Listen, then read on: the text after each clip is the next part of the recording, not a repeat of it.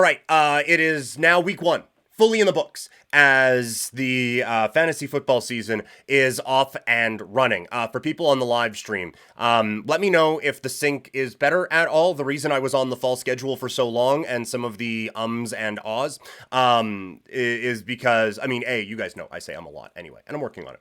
But also, I was trying to adjust the sync issues on the fly, and so let me know if that works for you guys.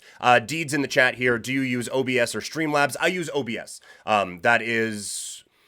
It's what we used when I was doing Game Over with the network that we were on before, and so it's what I am familiar with. So that's what I have been using. So that's why. That's why I use OBS. So hopefully the sync issue isn't quite as bad now. Let's see if we have fixed that. But anyway, fantasy football season is underway, and for those of you who don't know, I got one of my first shows that I was able to do out here in Calgary was, what do we call it? Fantasy Football Weekly. And so the fantasy football kind of scene is a little bit more something that I am used to and something that I enjoy. So each week we're going to be doing a bit of fantasy football content on the show here. And that includes today, we are going to be doing the Fantasy Football Waiver Wire segment. And so these are some of the pickups. So the qualifications for a waiver wire, it has to be, the player has to be available in, I tried to go 35% of leagues or lower. There's one player that doesn't reach that category, but it was one that I just had to, just wanted to talk about a little bit. So that is, that's what we're looking for the waiver wire. If you guys have any fantasy football questions, let me know in the chat. For quarterback, the fantasy football waiver wire pickup of the week, I think has to be Baker Mayfield at 35%. At 35% owned against the Detroit Lions this week, I think that this is, yeah, Toxic. These are going to absolutely be some of the players I target in the Vampire League for sure. Baker Mayfield at 35%. That offense looked good last week. Now, it looked good against Washington. So this is one of those wait and see things that we talked about on the show yesterday. But this team looked good, and Baker Mayfield looked good again. Going up against the Detroit secondary that I think is improved from last year, and that's one of the reasons why I think that they can make some adjustments and make their way to a Super Bowl.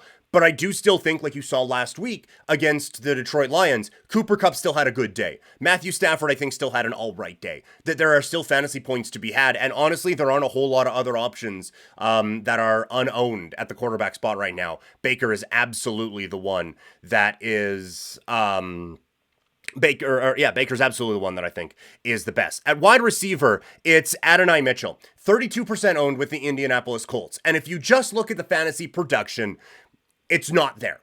But I think if you go back and watch that game, it is so clear that the Indianapolis Colts like this kid, and Anthony Richardson likes this kid and trusts this kid. There was a couple of deep bombs that just missed him, and if any of those connect, he is having a really good day. And I think we very obviously see that the Indianapolis Colts are going to want to push the ball deep downfield, and Adonai Mitchell is going to be that guy going after it. And so that is why I think that this is a player that they are going to really look at in terms of getting this thing going and getting this offense rolling. And so I think that he is an absolute steal at, what would that be, 68% available. I think you have to take a look at Adonai Mitchell. It may not be a start right away, but I think he is going to be one of those players that consistently gets a couple of really good deep looks, and I think this is just scratching the surface of getting him involved in this offense. At running back, there's a few, and this is the first one that gets it over the... this is the first one that kind of gets, or the only one that gets over that 35% threshold, and it's Jaleel McLaughlin. Not necessarily based off of what he did, but based off of what his teammate didn't do. Javonte Williams, and this is already looking like a miss by me, Javonte Williams didn't cut it last week. He didn't look very good. He didn't look as explosive or as shifty as some of the times we had seen him before. And I think Seattle's defense is going to be improved. Absolutely, I do. But I do worry that they aren't this juggernaut that should have shut him down in that way. And maybe Javonte gets better as the season goes on and as this offense gets a little bit better and Bo Nix gets a little more comfortable in this role. But I think Jaleel McLaughlin is absolutely going to have a role on this team. He is 63% owned, so 63% available, so 37% owned. I think that this is a player that needs to be on most rosters now because I think there is going to be a little bit more opportunity for him in this offense, going forward. Sorry, swig of water for the working man. And so I think this is one that I kind of missed. Well, we had him in one of the mock drafts. But I think this is one that we kind of missed when looking at the those running back situations. And one of the things that I thought was being really undervalued in fantasy football this year in draft season was the RB2 in some 1A, 1B situations. I think a lot of running backs were being drafted as they are going to be the workhorse. And I think a lot of guys who are going to be the kind of second in those backfields were kind of being left behind a little bit. And we saw, like Zach Charbonnet, there's an injury to Kenneth Walker. He comes in and looks really good. There are some situations where these guys are going to get some real opportunities here, and not just a handcuff role, but in real legitimate roles. David Montgomery on Sunday night, along with Jahmyr Gibbs. Both those guys got their opportunities. And so I think McLaughlin is going to be one. And so I wish I had taken my advice on him maybe a little bit more than I actually did. Also at running back, Bucky Irving, 21% owned. He had 9 carries and 3 targets. One last note on McLaughlin. They are playing Pittsburgh this week. So this is not a pick up and play because that Pittsburgh defense is unreal good. And I would not, unless you have to. I wouldn't. But anyway, Bucky Irving, 21% owned, 9 carries, 3 targets. They play Detroit, as we talked about. That this is a improved Detroit Lions defense. So I can't imagine you are picking up Bucky Irving as we're going to start this guy. This one, and I think most of these are pick him up and let's see. Let's just pick him up to have him.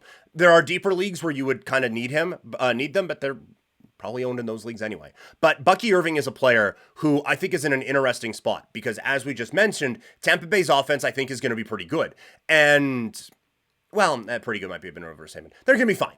But I do think there is also a path to more opportunities for him because Rachaad White is about as mid gets with the running back position. And so I think Bucky Irving is someone who can really work his way into a few more opportunities. Even if he's just the pass catching back, 3 targets ain't bad, 9 carries is pretty good. I think you can see both of those numbers realistically start to improve on a week in, week out basis. And he can start to get a few more opportunities in this Tampa Bay offense. Tank Bigsby, 6% owned, 12 carries for 73 yards. They get Cleveland this week.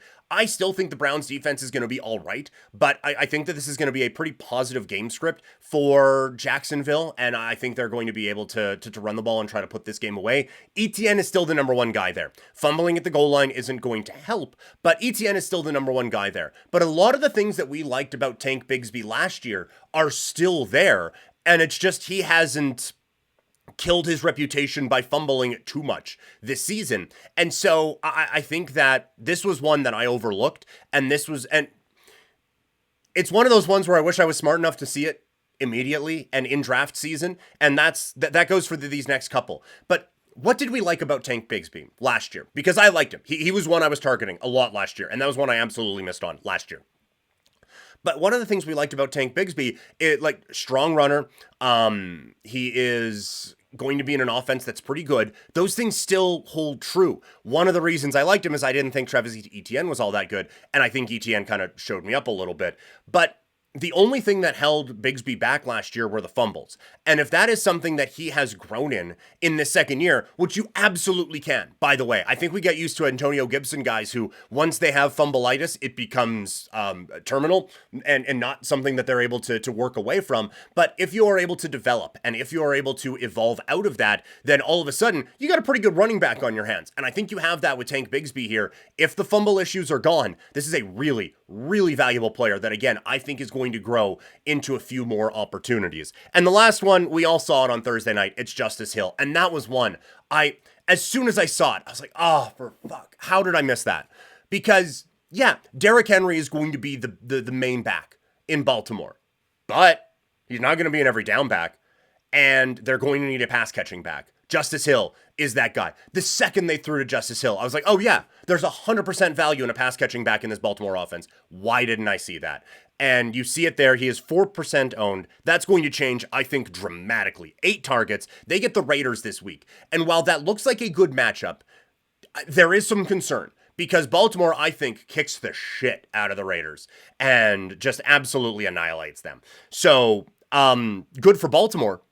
I don't think great for Hill because I think that means we see a lot more Derrick Henry in the lineup. And I think that means that they run the ball a little bit more. And so those swing passes and those Justice Hill drives probably aren't going to be there as much. But I do think that they are going to be, there's still going to be value in a Justice Hill. And so I think aside from Baker, if you need him, most of the pickups this week are, let's just wait and see.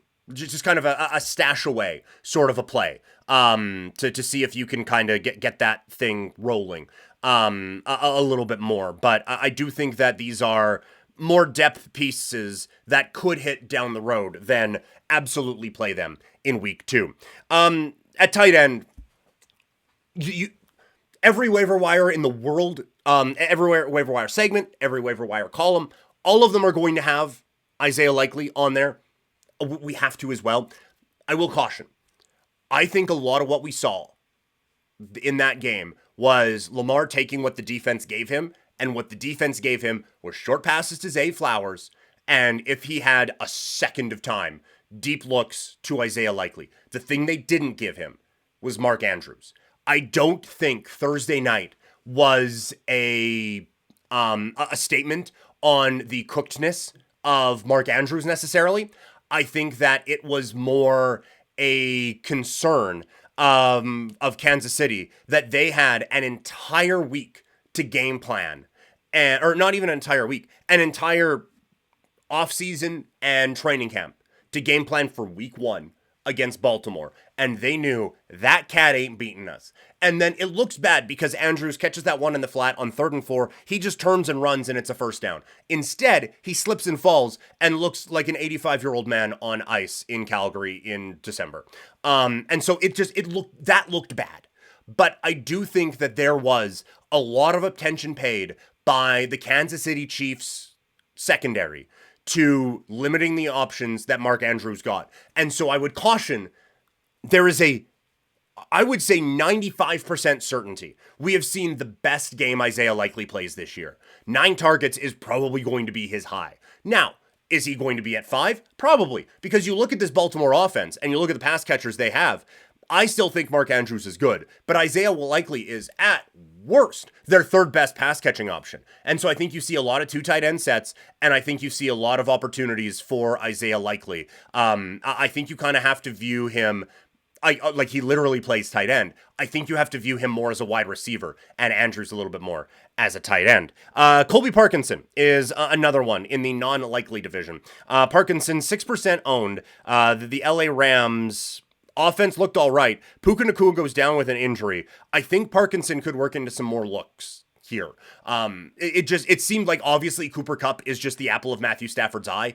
21 targets is bananas. It's going to take a few players like a month to get to that. And so I don't think this is going to be a massive volume play. Parkinson gets 5 targets in this last game. I think like that could go up 6 or 7 as he kind of grows into this offense a little bit, assuming Nacua is going to be out for a while. And so I think there's going to be some opportunities there at if you're looking for a David Njoku replacement, which I absolutely am in one of my leagues. And then quickly here on the defensive streaming, there is one option. 14% owned, which was a little surprising to begin with. But the LA Chargers, they looked very good defensively against the Vegas Raiders in week 1. They get the Carolina Panthers in week 2. So play them. Start them. That is a golden matchup, as we saw. And I think this Chargers defense is actually going to be pretty good this year. So that is absolutely going to be one that that I think you look at. Who's going to use their kicker more next week? Kansas City or Cincinnati? Oh boy. Probably Cincinnati, I would say.